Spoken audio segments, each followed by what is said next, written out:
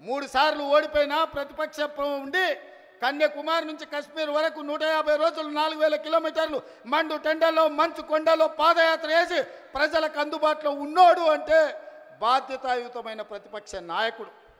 అధికారంలో ఉంటే దోసుకుంటా, ప్రతిపక్షంలో ఉంటే ఫామ్ హౌస్లో వండుకుంటా. ఇదా నీ విధానం? నిజంగానే ప్రజలు కష్టాలలో ఉంటే ఫామ్ హౌస్లో గాడిద పండ్లు దొమ్ముతున్నావా? రా ప్రజల్లోకి వచ్చి మాట్లాడు.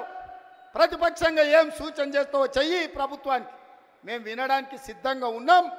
నువ్వు లేవనెత్తిన అంశాలు సహేతుకమైనవైతే సరిదిద్దడానికి సిద్ధంగా ఉన్నాం.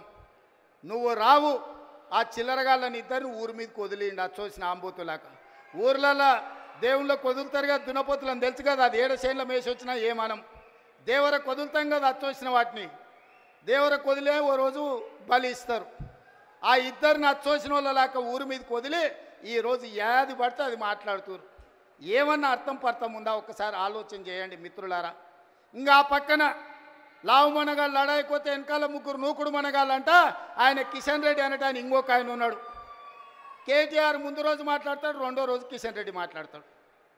మనం గుజరాత్లో Sabarmati river development front Modi గారు అభివృద్ధి చేస్తే సప్పట్లు కొడతాడు. మా మోడీ చూడు గుజరాత్లో గొప్పగా చేసిండని. కానీ అదే Musi river development front Hyderabad నగరంలో ప్రపంచానికి ఆదర్శంగా ఉండేట్టుగా మనం చేద్దామంటే వద్దు, నేను అడ్డం పడుకుంటా అంటాడు. నేనన్నా నువ్వు మోడీ గులాంవా, గుజరాత్ గులాంవా, ఎందుకు అడ్డం పడుతున్నావని. సిగ్గు లేకుండా నేను మోడీ గులాంని అంటుండు. ఆయన నన్ను అంటుండు సోనియమ్మకు నువ్వు గులాంవా అని. నేను ఒక్క మాట ఈ వేదిక మీద నుంచి స్పష్టంగా చెప్పదలుచుకున్నా.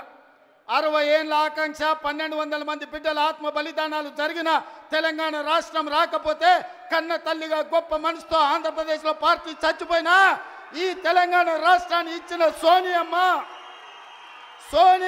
మా అమ్మ, సోనియమ్మ మా అమ్మ, మా 4 కోట్ల తెలంగాణ బిడ్డలకు కన్న తల్లి. ఆమెకు ఊడిగం కాదు, ఆమె కాళ్ళు గడిగి ఆ నీళ్లు నెత్తి మీద చల్లుకున్నా అది తక్కువనే అవుతుంది. కిషన్ రెడ్డి, ఇప్పటికైనా నీ పాపాలు కడుక్కోవడానికి రా.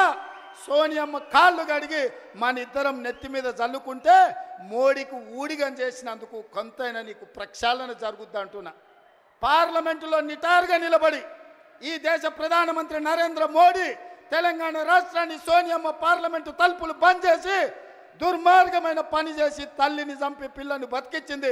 తెలంగాణ రాష్ట్ర ఏర్పాటునే అపహాస్యం చేసిన నరేంద్ర మోడీ తెలంగాణ ద్రోహి. అలాంటి తెలంగాణ ద్రోహికి నువ్వు బానిసవై గులామువై నువ్వు గుజరాత్ పోతే నువ్వు గుజరాత్ పోయి గార్దులను కాసుకో. కిషన్ రెడ్డి, ఈ తెలంగాణలో ఒక్క నిమిషం కూడా నీకు ఉండడానికి అర్హత లేదని నేను చెప్పదలుచుకున్నా. ఇన్ని రోజులు నువ్వు అంటే గౌరవ మర్యాద ఉండే, అందుకే మాట్లాడేటప్పుడు ఆచితూచి మాట్లాడేటోని కిషన్ రెడ్డి గురించి. కానీ కిషన్ రెడ్డి మీద ఉన్న గౌరవం నాకు 100% పోయింది. తెలంగాణ రాష్ట్ర ఏర్పాటునే వ్యతిరేకించి తెలంగాణ రాష్ట్ర పౌరుషాన్ని అవమానించిన నరేంద్ర మోడీకి నువ్వు గులాంగా మారినవంటే నువ్వు తెలంగాణ బతకడానికి అర్హత కోల్పోయినావు. కిషన్ రెడ్డి, తట్టపెట్ట సర్దుకొని నడువు గుజరాత్కు, నువ్వు ఆన్ని పోయి గులాంగిరి చేసుకో. నేను మళ్ళొక్కసారి చెప్పదలుచుకున్నా, సోనియమ్మ కనికరం వల్ల, సోనియమ్మ త్యాగం వల్ల 60 సంవత్సరాల మా తెలంగాణ రాష్ట్ర స్వప్నం నిజమైంది. ఇవాళ సోనియమ్మకి ఎంత చేసినా తక్కువే.